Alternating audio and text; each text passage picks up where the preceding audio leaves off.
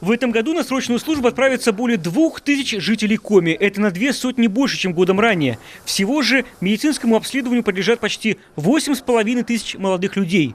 План для нас Минобороны постепенно увеличивает. Отчасти это связано с успехами призывников. Наши ребята отличаются действительно дисциплинированностью, действительно очень хорошие отзывы от командиров. И, конечно, многие части, честно вам могу сказать, присылают свои отзывы. И вот военком знает, что они действительно очень желают, чтобы призывники приходили именно из республики Коми. Поэтому есть сегодня действительно наша разнарядка, и мы ее согласовали и с командованием сухопутных войск и военно-морского флота, в том числе это и вопросы, касаемые специальных частей подразделений. Военный комиссар докладывает о полной боевой готовности. В рядах российской армии службу пройдут 97% призывников. Остальные в подразделениях Росгвардии.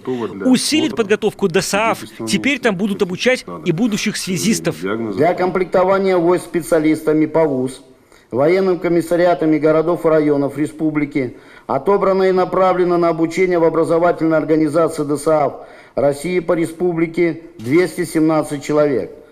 Военно-учетные специальности указаны на слайде. Кроме водительских специальностей, в этом году начата подготовка специалистов подводных и подземных кабелей, линий связи. Количество подготовленных специалистов позволяет успешно выполнить установленное задание.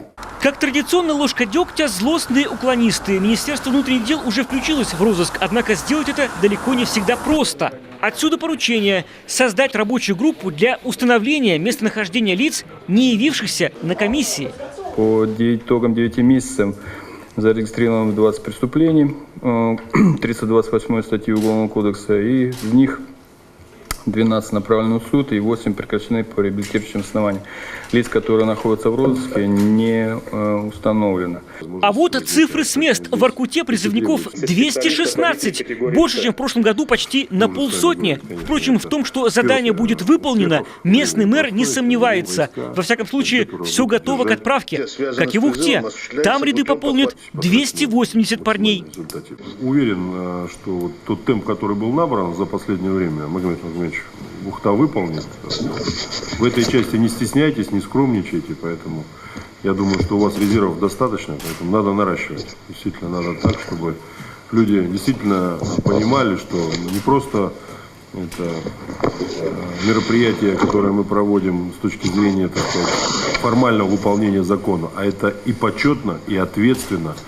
Все призывные пункты обеспечены медицинскими работниками, закуплены препараты для вакцинации. Впрочем, по словам руководителя региона, этого недостаточно. Задача – обеспечить вакцинами не только тех, кто отправляется в армию, а всех, даже кто просто придет на медкомиссию. В целом, до отправки крайнего призывника предстоит контролировать и этапы подготовки к службе. Кстати, и новые тенденции вооруженных сил глава не обходит. Речь про недавно озвученный посыл президента – в скором времени уйти от призыва. Но пока вопрос о переходе на профессиональную армию только решается. Время создавать условия для службы без отрыва от научной и трудовой деятельности.